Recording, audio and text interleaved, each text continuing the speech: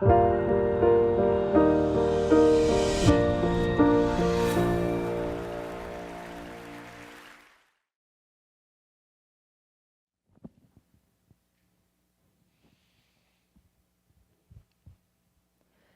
term deaf evokes a response. I'm on stage, I'm giving my talk in American Sign Language.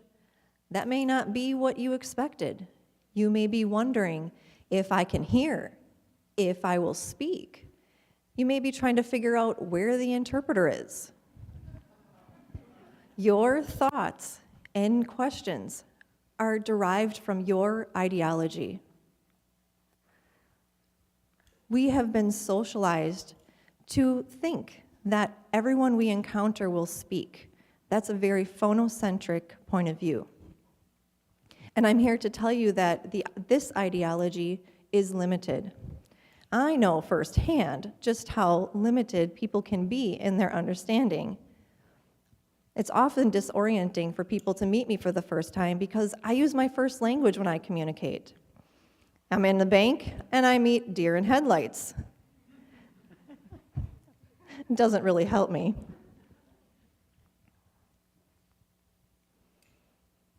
Or I could be at the customer service desk, trying to figure out what my concern is.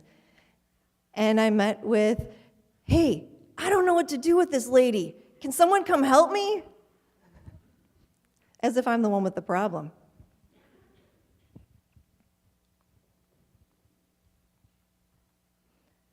Or on occasion, my family goes to a restaurant, and I'm ordering my food, and I get the doesn't know the difference between deaf and blind who hands me a Braille menu. That happens.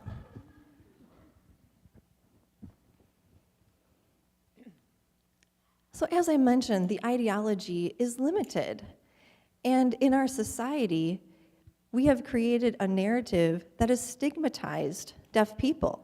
Assumptions are made that a deaf person may be isolated, uneducated, or without language. And that narrative is so ingrained. It's in our social media. It's in the articles you read, the things that you see, and it's even reached the CDC. If you go to the CDC website and search deaf, it's there, listed as a condition along with every other disease. Think about that. The Center for Disease Control. A disease. Can I ask you, do I look diseased to you? This value system has strongly impacted how people view me. The phonocentric value that someone must speak and hear has been equated with intelligence. And when a person does not speak or hear, they're viewed as inferior. They receive a lower status in our society. Our value systems are just at odds with one another.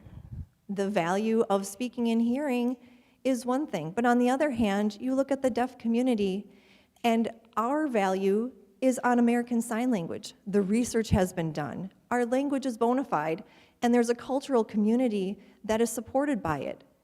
People in this community develop their identity from the use of ASL. Now, identity and identification are two separate things. Identification is something that comes from an outsider. In our society, deaf has been conflated with disability. So we endure these terms of handicap, hearing impaired, and disabled. I remember I was on a business trip and I was on my layover.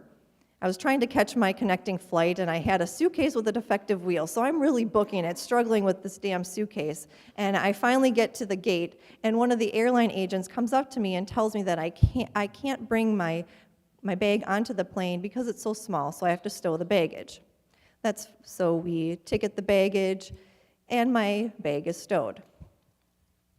I take flight, and after we land, I'm getting off of the airplane, and I see an airline agent with a sign with my name on it, and she's standing behind a wheelchair. So I stand back, and I'm waiting for my luggage anyway, so I'm just observing what's happening, and there's lines of people passing her by, and so I'm done watching her because my bag has arrived, but then I remember my defective wheel. So I go to the woman, and she starts to get the wheelchair ready for me, but instead I take my suitcase, and I say, "Oh, I'm so glad you have a wheelchair for my disabled bag."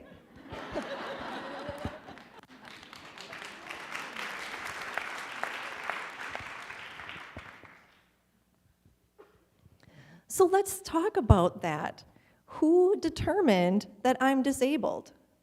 Oftentimes in our society, we look to the experts, those people who are academics and scholars. I would say that the group of people who have been making decisions up until this point are specialists. And specialists do not possess cultural and language competency. Instead, can't we look for those scholars and academics who have the life experience as a deaf person? They know how a deaf person experiences this life. So let me ask you who you think the experts are. I think it's pretty clear.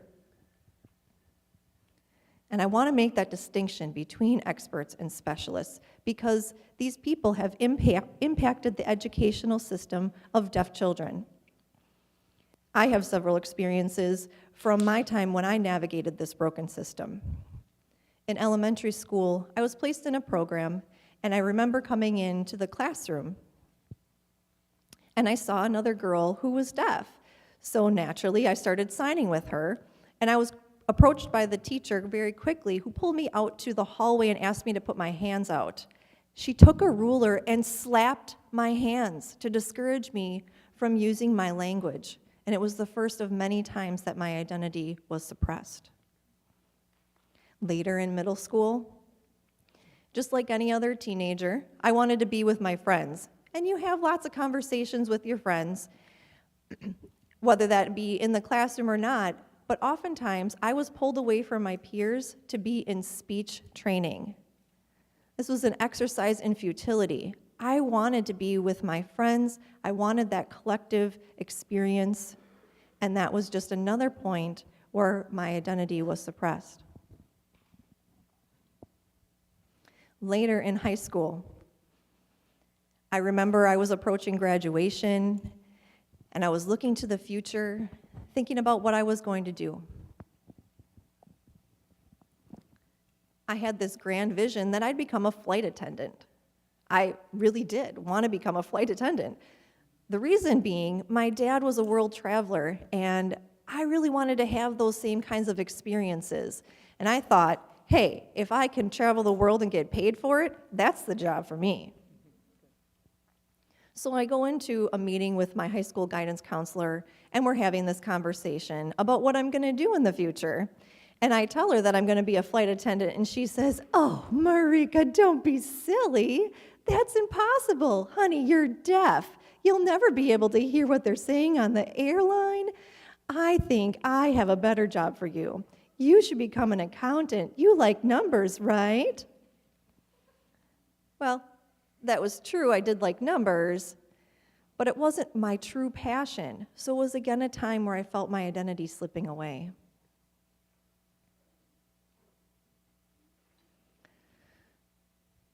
I could have let that system and those oppressive experiences determine my future, but luckily I had my parents there along the way supporting me and helping me figure my way through it all.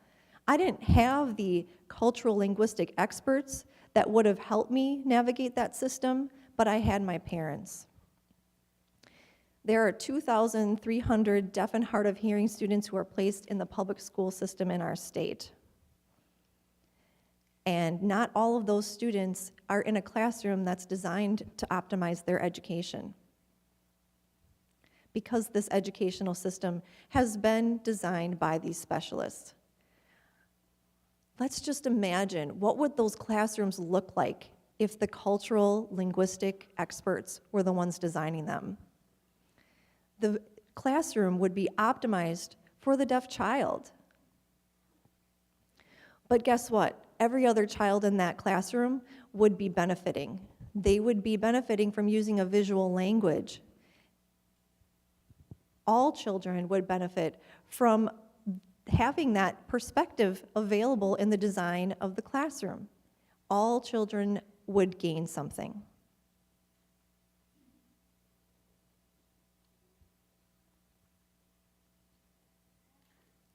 And when I say gain, I don't mean economic gain.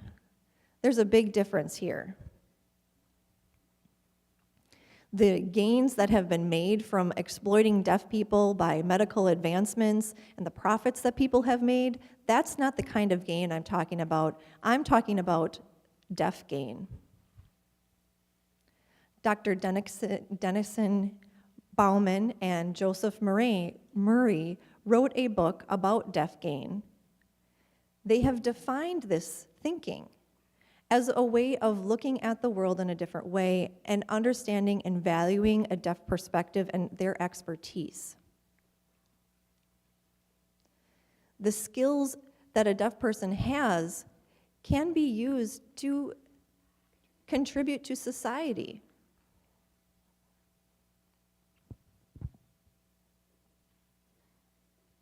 Here at UWM, we have an American Sign Language Studies program. When that program was beginning and it was just in its budding phase, I joined the staff.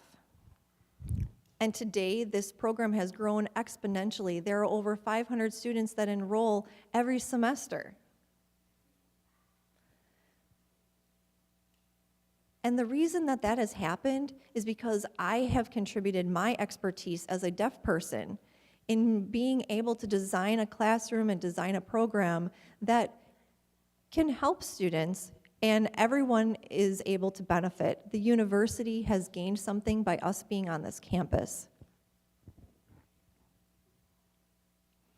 Deaf people are on this earth for a reason. We are part of human biodiversity. And if you're familiar with evolution, you know that occasionally there are species that will cease to exist. Deaf people have been on this earth for thousands and thousands of years, and we're still here. And we have endured many attempts to eradicate us. And no matter what people have tried, we are still here. And I believe it's for a specific reason. We are here, and we are human, just like you. We have human experiences, just like everyone else. Set aside the physiological function of hearing and speaking, and you will see that. And what I mean about being human, it's what we all experience. Life, joy, tears, inspiration, heartbreak, death, and birth. That is what makes us who we are. I remember when I was pregnant with my daughter, who's my third born. It was the middle of the night, and I woke up to my water breaking. I quickly woke my husband and said, "Honey, it's time, we gotta get ready." So that's what we did. We got in the car and we got ourselves on the way to the hospital. And when we got in the car and we started off, I realized I had reached the point of no return. My husband is still driving and he's checking in on me, and I said, "Honey, I'm sorry." Because he was still driving, and in my next contraction, my baby was born.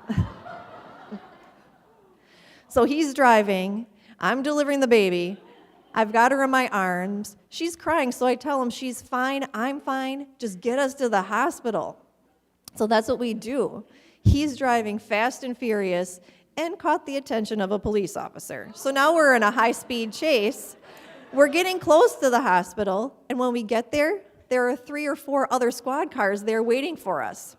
I'm still in the car, waiting to see what's going to happen. My husband jumps out of the car, comes around to the side, and once the officers saw that I had the baby in my arms, they backed off.